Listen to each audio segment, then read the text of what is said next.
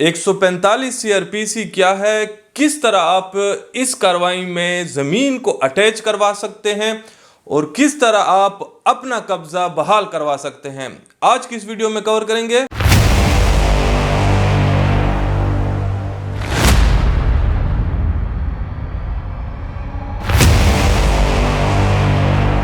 अस्सलाम वालेकुम वरहमतुल्लाहि वबरकातुहू। वकीलनामा व्यूअर्स, आज की इस वीडियो में आपको खुशामदीद कहते हैं। आज की वीडियो का टॉपिक आपको मालूम हो चुका है, 145 के हवाले से है। लेकिन अगर आप हमारे चैनल पे नए हैं तो नीचे दिए गए सुर्ख बटन को प्रेस करें, चैनल को जरूर सब्सक्राइब करें। चलें शुरू करते हैं आज की वीडियो। और सबसे पहले हम आपको बताते हैं 145 के प्री कंडीशंस। 145 के 4 प्री कंडीशंस हैं। सबसे पहला प्री कंडीशन जो मैजिस्ट्रेट साहब ने अपने आप को सेटिस्फाई करना है वो ये है कि कोई एक पुलिस रिपोर्ट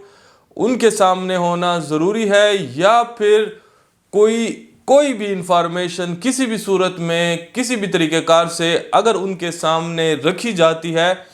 तो उस इंफॉर्मेशन का होना ज़रूरी है। दूसरी प्री कंडीशन ये है कि किसी लैंड या वाटर को लेके कोई डिस्प्यूट होना चाहिए, बिटवीन द पार्टीज एक तनाज़ा होना चाहिए। तीसरी प्री कंडीशन ये है कि मैजिस्ट्रेट साहब इस बात को इंश्योर करेंगे कि इस चीज़ का इस्तेमाल है, इस चीज़ का ख़तरा है कि बिटवीन द पार्टीज लड़ाई झगड़ा हो जाएगा और ब्रीच ऑफ पीस होने का ख़तरा हो। तो ये तीसरी प्री कंडीशन है, उन्होंने अपने आप को सेटिस्फाई करना है। चौथी प्री कंडीशन ये है कि वो डिस्प्यूट जो है उस मैजिस्ट्रेट साहब की टेरिटोरियल जुरिस्डिक्शन के अंदर होना जरूरी है। और जब ये 4 प्री कंडीशंस मीट होती हैं तो मैजिस्ट्रेट साहब क्या करेंगे कि वो मुखालिफ पार्टी को नोटिस करेंगे। और जब ये 4 प्री कंडीशंस के हवाले से मैजिस्ट्रेट साहब अपने आप को सेटिस्फाई कर लेंगे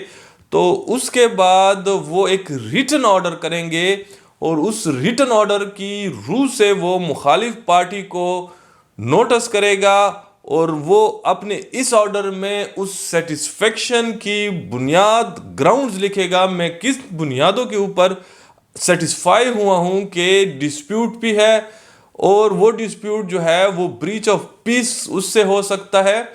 तो ये तमाम चीज़ें वो रिटन ऑर्डर में लिख के मुखालिफ पार्टी को नोटिस करेगा और उस रिटन ऑर्डर में एक डेट और एक टाइम को स्पेसिफाई करेगा कि इस डेट और टाइम पे आप मुखालिफ पार्टी मेरी कोर्ट में आए और रिटन स्टेटमेंट दें। वो रिटन स्टेटमेंट जो होता है वो हर पार्टी का क्लेम होगा उस डिस्प्यूट के हवाले से, ताकि कोर्ट इस नतीजे पे पहुंच सके कल को कि कौन सी पार्टी बरहक है और कौन सी पार्टी हक पे नहीं है। पार्टीज ने कोर्ट को थ्रू रिटन स्टेटमेंट ये बताना है कि कब्जा उस लैंड या वाटर पे किसका था और किसका हक बनता है उस पोजेशन को, उस कब्जे को रिटेन करने का। जब वो मुखालिफ पार्टी कोर्ट में पेश हो जाए उस तारीख को, और उस तारीख को वो मुखालिफ पार्टी अपने रिटन स्टेटमेंट जो काउंटर क्लेम्स हैं वो जमा कर ले, तो ऐसी सूरत में अब कोर्ट जो होगी वो तमाम रिटन स्टेटमेंट्स 145 का जो कंप्लेंट होगी और जो वो तमाम एविडेंस होगी जो पार्टीज ने अपनी रिटन स्टेटमेंट्स और स्टेटमेंट के साथ लगाई होगी, तो उसकी रोशनी में कोर्ट एविडेंस का ऑर्डर करेगी कि अब इस केस में एविडेंस होना चाहिए या नहीं होना चाहिए। तो अगर कोर्ट ये सेटिस्फाई होती है कि इसमें मज़ीद एविडेंस आनी चाहिए तो फिर पार्टीज अपनी लिस्ट ऑफ विटनेसेस की रूम से अपनी एविडेंस जो होगी वो कोर्ट में पेश करेगी। लेकिन इधर एक चीज़ बताता चलूँ कि इस सेक्शन 145 के सब सेक्शन 4 में 2 प्रोविजंस हैं। यानी 2 प्रोविजंस ये हैं कि पहला कहता है कि कोर्ट जो है वो उस पार्टी को कि जिस पार्टी के पास पोजेशन था और उस पार्टी से पोजेशन लिए गए अभी 2 महीने से ज़ायद टाइम नहीं हुआ था कि कोर्ट ने वो पहला ऑर्डर जिसमें मुखालिफ को नोटिस किया, उस ऑर्डर की तारीख तक ابھی فی الحال اس کے 2 مہینے سے زائد ٹائم نہیں ہوا کہ اس سے اس پوزیشن کو لیا گیا ہے، تو کورٹ اس پروویژن کے تحت اس کو وہ قبضہ بحال اس کا کروا سکتی ہے اور اس کا قبضہ اس کو ریسٹور کروا سکتی ہے۔ یعنی پروویژن نمبر 1 میں جس آرڈر کا ذکر ہے، یہ وہ آرڈر ہے کہ جو سب سیکشن 1 کے نیچے کورٹ کمپلینٹ کی دائری کے بعد اپنے وہ 4 پری کنڈیشن سے سیٹسفائی ہو کے جو مخالف کو نوٹس کرتا ہے اور اس میں اپنی سیٹسفیکشن کے گراؤنڈز لکھتا ہے، یہ اس آرڈر کا ذکر ہے۔ اور اس آرڈر سے زیادہ سے زیادہ 2 مہینے ہو چکے ہوں اس آرڈر سے قبل، یعنی اس سے زائد کا عرصہ ایٹ لیسٹ نہ ہوا ہو، تو کورٹ آپ کو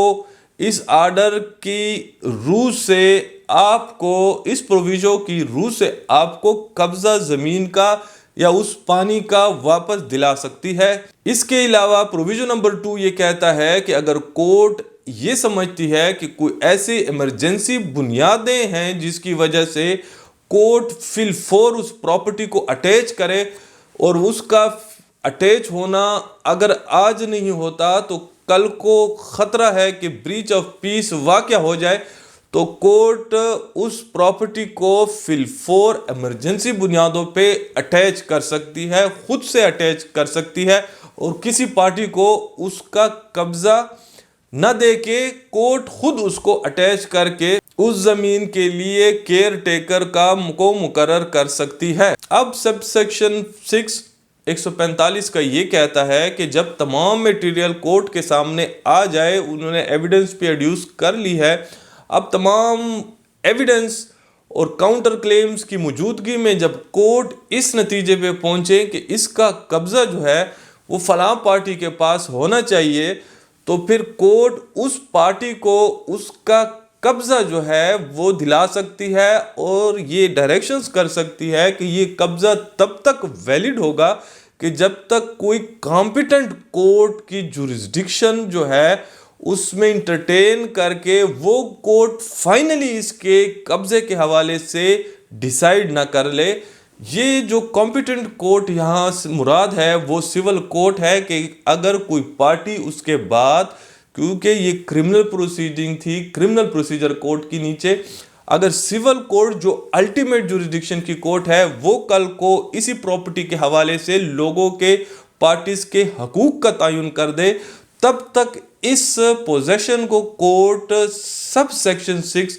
145 کے روشنی میں ایک پارٹی کو دلا سکتی ہے۔ پھر سب سیکشن 8 آتا ہے 145 کا، وہ یہ کہتا ہے کہ اس پراپرٹی کے حوالے سے اگر کوئی پروڈیوس ہے یا کراپ ہے تو کورٹ اس پروڈیوس یا کراپ کو فی الفور اگر وہ خطرہ ہے کہ اگر یہ کیس لیٹیگیشن جو ہے یہ لمبا ہوتا ہے، تو ایسی صورت میں وہ کراپ یا پروڈیوس جو ہے وہ ضائع ہونے کا خطرہ ہے، تو ایسی صورت میں کورٹ اس کراپ اور پروڈیوس کو لے کے اگر سمجھے اٹیچ کرے، اگر سمجھے تو کورٹ اس کو بیچ بھی سکتی ہے اور اس کے پیسے اپنے ساتھ رکھ کے جب 145 فائنلی ڈیسائیڈ ہو جائے تو جس پارٹی کو اس کا قبضہ دلایا جائے تو اس پارٹی کو اس کی پروڈیوس یا کراپ کا جو پیسے تھے وہ بھی دلائے جائے، کورٹ اس کو اس سیکشن سب سیکشن کے نیچے دے سکتی ہے۔ اب ایک اور سیکشن ہمارے پاس آ جاتا ہے جو 146 ہے۔ 146 کے نیچے اٹیچمنٹ ہوتی ہے، پراپرٹی کی پرمیننٹ اٹیچمنٹ ہوتی ہے تب تک کہ سول کورٹ کی کمپیٹنٹ جورسڈکشن کی کورٹ جو ہے اس کے پارٹیز کے رائٹس کا تعین نہ کر دے۔ اٹیچمنٹ جو ہے 146 کے نیچے کورٹ کر سکتی ہے اگر کورٹ یہ سمجھے کہ کوئی پارٹی بھی استغاثہ کی دائری کے ٹائم پوزیشن اس کا نہیں تھا، سب کا پوزیشن کسی پارٹیز کا نہیں تھا ان پارٹیز میں سے، تو کورٹ خود سے اس کو اٹیچ کر کے اپنے ساتھ رکھ سکتی ہے اور پارٹیز کو یہ ڈائریکشنز دے سکتی ہیں کہ آپ سول کورٹ جائیں اور وہاں سے اپنے رائٹس کا تعین کر کے سول کورٹ سے اس اٹیچمنٹ کو اوپن کریں اور اس سے اپنے نام کھلوائیں۔ اور یہ سب سیکشن 1 تھا 146 کا، جبکہ سب سیکشن 2 146 کا یہ کہتی ہے کہ جس طرح سول کورٹ کے پاس ریسیور کو مقرر کرنے کے اختیارات ہیں، इसी तरह इस क्रिमिनल जुरिस्डिक्शन की कोर्ट को भी सब सेक्शन 2 के नीचे 146 के ये इख्तियार है कि इस प्रॉपर्टी जिसको उन्होंने अटैच किया होगा उसकी निस्बत एक रिसीवर मुकर्रर करें जो उस प्रॉपर्टी के क्रॉप या कोई भी प्रोड्यूस होगा उसको ले कलेक्ट करे और अपने साथ ले के कोर्ट में जमा करें। तो ये रिसीवर के इख्तियारात का भी ऑर्डर कर सकती है और साथ में ये जो ऑर्डर होगा